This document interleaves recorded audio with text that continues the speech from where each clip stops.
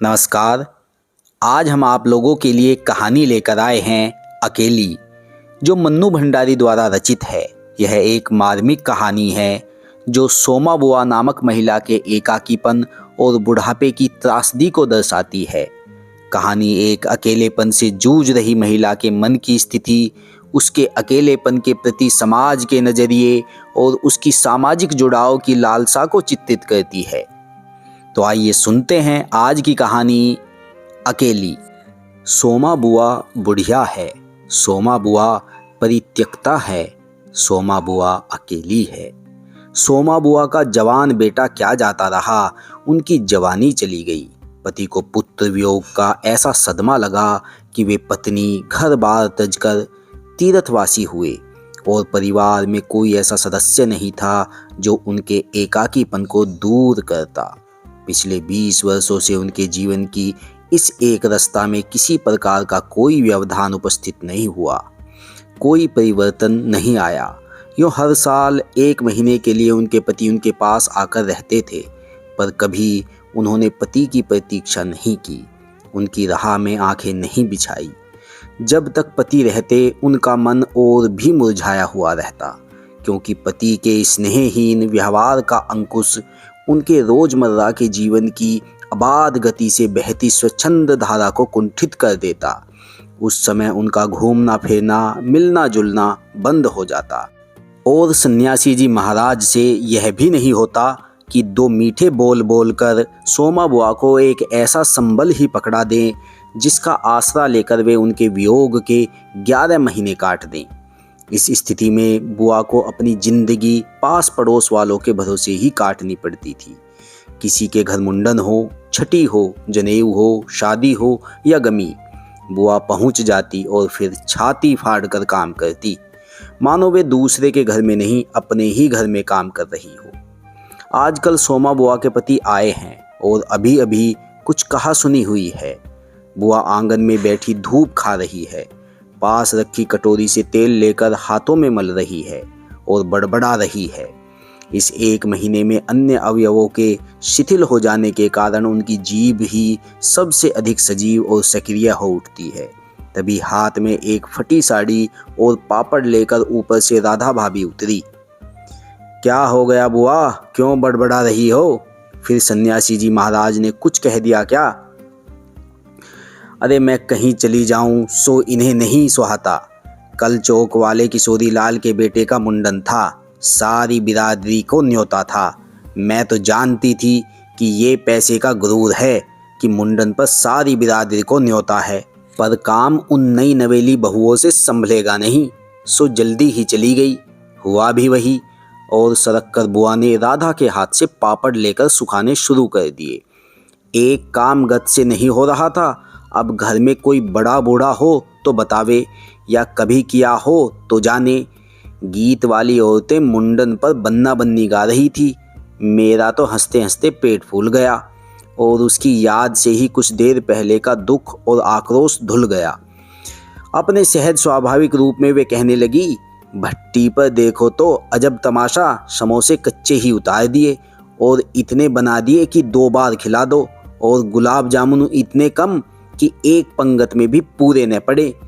उसी समय मैदा मांगकर नए गुलाब जामुन बनाए। दोनों बहुए और किशोरी लाल तो बेचारे इतना जस मान रहे थे कि क्या बताऊं। कहने लगे, अम्मा तुम न होती तो आज भद उड़ जाती। अम्मा तुमने लाज रख ली। मैंने तो कह दिया कि अरे अपने ही काम नहीं आवेंगे तो कोई बाहर से तो आवेगा नहीं।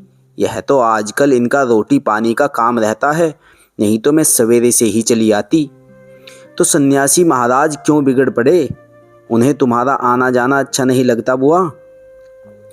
यूँ तो मैं कहीं आऊँ जाऊँ सो ही इन्हें नहीं सुहाता, और फिर कल किशोरी के यहाँ से बुलावा नहीं आया। अरे मैं तो कहूँ कि घर वालों का कैसा बुलावा, वे लोग तो मुझे अपनी माँ से कम नहीं समझते, नहीं तो कौन भला यूँ भट्टी और भंडार घर सौंप दे। पर उन्हें अब कौन समझावे। कहने लगे, तू जबरदस्ती दूसरों के घर में टांग अड़ाती फिरती है। और एकाएक उन्हें उस क्रोध भरी वाणी और कटु वचनों का स्मरण हो आया जिनकी बौछार कुछ देर पहले ही उन पर हो चुकी थी। याद आते ही फिर उनके आंसू बह चले। अरे रोती क्यों हो बुआ, कहना सुनना तो चलता ही रहता है। सन्यासी जी महाराज 1 महीने को तो आकर रहते हैं, सुन लिया करो, और क्या। सुनने को तो सुनती ही हूँ, पर मन तो दुखता ही है कि 1 महीने को आते हैं तो भी कभी मीठे बोल नहीं बोलते। मेरा आना जाना इन्हें सुहाता नहीं।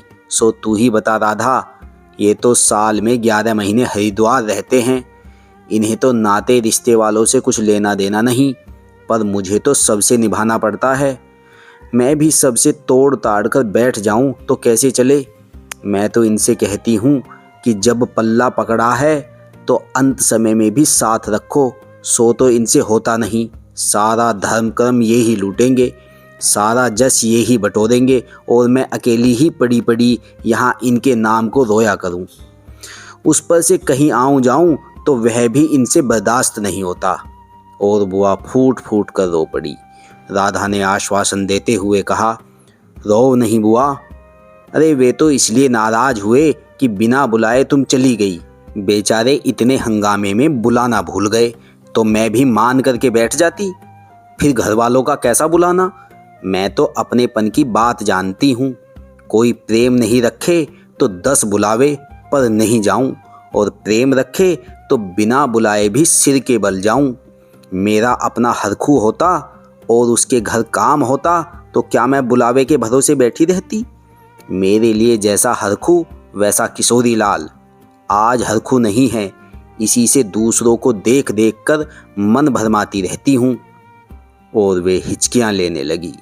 सूखे पापड़ों को बटोरते बटोरते स्वर को भरसक कोमल बनाकर राधा ने कहा, तुम भी बुआ बात को कहाँ से कहाँ ले गई। लो अब चुप हो जाओ। अच्छा देखो, तुम्हारे लिए एक पापड़ भून कर लाती हूँ, खाकर बताना कैसा है। और वह साड़ी समेटकर ऊपर चढ़ गई। कोई सप्ताह भर बाद बुआ बड़े प्रसन्न मन से आई और सन्यासी जी से बोली, सुनते हो, देवर जी के ससुराल वालों की किसी लड़की का संबंध भागीरथ जी के यहाँ हुआ है। वे सब लोग यहीं आकर ब्याह कर रहे हैं। देवर जी के बाद तो उन लोगों से कोई संबंध ही नहीं रहा। फिर भी है तो समधी ही, वे तो तुमको भी बुलाए बिना नहीं मानेंगे। समधी को आखिर कैसे छोड़ सकते हैं। और बुआ पुलकित होकर हंस पड़ी। सन्यासी जी की मौन उपेक्षा से उनके मन को ठेस तो पहुंची, फिर भी वे प्रसन्न थी। इधर उधर जाकर वे इस विवाह की प्रगति की खबरें लाती। आखिर एक दिन वे यह भी सुनाई कि उनके समधी यहाँ आ गए। जोर शोर से तैयारियां हो रही है, सारी बिरादरी को दावत दी जाएगी, खूब रौनक होने वाली है। दोनों ही पैसे वाले ठहरे। क्या जाने हमारे घर तो बुलावा आएगा या नहीं। देवर जी को मरे 25 बरस हो गए, उसके बाद से तो कोई संबंध ही नहीं रखा। रखे भी कौन, यह काम तो मर्दों का होता है। मैं तो मर्द वाली होकर भी बेमर्द की हूँ। और एक ठंडी सांस उनके दिल से निकल गई। अरे वाह बुआ, तुम्हारा नाम कैसे नहीं हो सकता। तुम तो समधिन ठहरी, संबंध में न रहे कोई रिश्ता थोड़े ही टूट जाता है। दाल पीसती हुई घर की बड़ी बहू बोली। है बुआ, नाम है, मैं तो सारी लिस्ट देख कर आई हूँ, विधवा ननद बोली। बैठे ही बैठे एकदम आगे सरक कर बुआ ने बड़े उत्साह से पूछा, तू अपनी आंखों से देखकर आई है नाम? नाम तो होना ही चाहिए, पर मैंने सोचा कि क्या जाने आजकल की फैशन में पुराने संबंधियों को बुलाना हो न हो। और बुआ बिना 2 पल भी रुके वहां से चल पड़ी। अपने घर जाकर सीधे राधा भाभी के कमरे में चढ़ी। क्यों री राधा, तू तो जानती है कि नए फैशन में लड़की की शादी में क्या दिया जावे है। समधियों का मामला ठहरा, सो भी पैसे वाले। खाली हाथ जाऊंगी तो अच्छा नहीं लगेगा। मैं तो पुराने जमाने की ठहरी, तू ही बता दे क्या दूं। अब कुछ बनने का समय तो रहा नहीं, 2 दिन बाकी है, सो कुछ बना बनाया ही खरीद लाना। क्या देना चाहती हो अम्मा, जेवर, कपड़ा या श्रृंगारदान या कोई और चांदी की चीजें? मैं तो कुछ भी नहीं समझू दी, जो कुछ पास है तुझे लाकर दे देती हूँ। जो तू ठीक समझे ले आना, बस भद नहीं उड़नी चाहिए। अच्छा देखूं पहले कि रुपए कितने हैं। और वे डगमगाते कदमों से नीचे आई। 2-3 कपड़ों की गठरियां हटाकर एक छोटा सा बक्स निकाला। बड़े जतन से उसे खोला। उसमें 7 रुपये, कुछ रेजगारी पड़ी थी और एक अंगूठी। बुआ का अनुमान था कि रुपये कुछ ज़्यादा होंगे, पर जब 7 ही रुपये निकले तो सोच में पड़ गई। रईस समधियों के घर में इतने से रुपयों से तो बिंदी भी नहीं लगेगी। उनकी नज़र अंगूठी पर गई। यह उनके मृत पुत्र की एकमात्र निशानी उनके पास रह गई थी। बड़े बड़े आर्थिक संकटों के समय भी वे उस अंगूठी का मोह नहीं छोड़ सकी थी। आज भी एक बार उसे उठाते समय उनका दिल धड़क गया। फिर भी उन्होंने 5 रुपये और वह अंगूठी आंचल में बांध ली, बक्स को बंद किया और फिर ऊपर को चली। पर इस बार उनके मन का उत्साह कुछ ठंडा पड़ गया था और पैरों की गति शिथिल। राधा के पास जाकर बोली, रुपये तो नहीं निकले बहू, आए भी कहाँ से? मेरे कौन कमाने वाला बैठा है? उस कोठरी का किराया आता है, उसमें तो 2 समय की रोटी निकल जाती है, जैसे तैसे। और वे रो पड़ी। राधा ने कहा, क्या करूं बुआ, आजकल मेरा भी हाथ तंग है, नहीं तो मैं ही दे देती। अरे पर तुम देने के चक्कर में पड़ती ही क्यों हो? आजकल तो देने लेने का रिवाज ही उठ गया। नहीं रे राधा, समधियों का मामला ठहरा। 25 बरस हो गए तो भी वे नहीं भूले, और मैं खाली हाथ जाऊं? नहीं नहीं, इससे तो न जाऊं सो ही अच्छा। तो जाओ ही मत, चलो छुट्टी हुई। इतने लोगों में किसे पता लगेगा कि आई या नहीं? राधा ने सारी समस्या का सीधा सा हल बताते हुए कहा। बड़ा बुरा मानेंगे, सारे शहर के लोग जामेंगे, और मैं समधिन होकर नहीं जाऊंगी तो यही समझेंगे कि देवर जी मरे तो संबंध भी तोड़ लिया। नहीं नहीं, तू यह अंगूठी बेच ही दे। और उन्होंने आंचल की गांठ खोलकर एक पुराने जमाने की अंगूठी राधा के हाथ पर रख दी।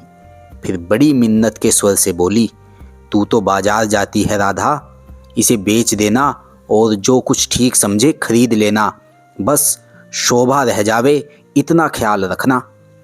गली में बुआ ने चूड़ी वाले की आवाज़ सुनी तो एकाएक ही उनकी नज़र अपने हाथ की भद्दी मटमैली चूड़ियों पर जाकर टिक गई। कल समधियों के यहाँ जाना है, जेवर नहीं तो कम से कम कांच की चूड़ियाँ तो अच्छी पहन ले। पर एक अव्यक्त लाज ने उनके कदमों को रोक दिया। कोई देख लेगा तो? लेकिन दूसरे क्षण ही अपनी इस कमजोरी पर विजय पाती सी वे पीछे के दरवाजे पर पहुंच गई और 1 रुपया कलदार खर्च करके लाल हरी चूड़ियों के बंद पहन लिए। बस सारे दिन हाथों को साड़ी के आंचल से ढके ढके फिरी। शाम को राधा भाभी ने बुआ को चांदी की एक सिंदूरदानी, एक साड़ी और एक ब्लाउज का कपड़ा लाकर दे दिया। सब कुछ देख पाकर बुआ बड़ी प्रसन्न हुई और यह सोच सोच कर कि जब वे ये सब दे देंगी तो उनकी समधिन पुरानी बातों की दुहाई दे देकर उनकी मिलनसारिता की कितनी प्रशंसा करेगी। उनका मन पुलकित होने लगा। अंगूठी बेचने का गम भी जाता रहा।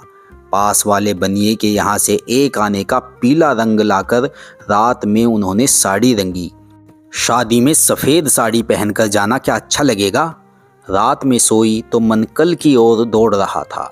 दूसरे दिन 9 बजते बजते खाने का काम समाप्त कर डाला। अपनी रंगी हुई साड़ी देखी तो कुछ जची नहीं। फिर ऊपर राधा के पास पहुंची। क्यों राधा, तू तो रंगी साड़ी पहनती है तो बड़ी आब रहती है, चमक रहती है, इसमें तो चमक आई नहीं। तुमने कलफ जो नहीं लगाया अम्मा, थोड़ा सा मांड दे देती तो अच्छा रहता। अभी दे लो, ठीक हो जाएगी। बुलावा कब का है? अरे नए फैशन वालों की मत पूछो, ऐन मौके पर बुलावा आता है। 5 बजे का मुहूर्त है, दिन में कभी भी आ जावेगा। राधा भाभी मन ही मन मुस्कुरा उठी। बुआ ने साड़ी में मांड लगाकर सुखा दिया। फिर एक नई थाली निकाली। अपनी जवानी के दिनों में बुना हुआ क्रोशिये का एक छोटा सा मेजपोश निकाला। थाली में साड़ी, सिंदूरदानी, एक नारियल और थोड़े से बतासे सजाए। फिर जाकर राधा को दिखाया। सन्यासी महाराज सवेरे से इस आयोजन को देख रहे थे और उन्होंने कल से लेकर आज तक कोई 25 बार चेतावनी दे दी थी कि यदि कोई बुलाने न आए तो चली मत जाना नहीं तो ठीक नहीं होगा। हर बार बुआ ने बड़े ही विश्वास के साथ कहा, मुझे क्या बावली समझ रखा है जो बिन बुलाए चली जाऊंगी?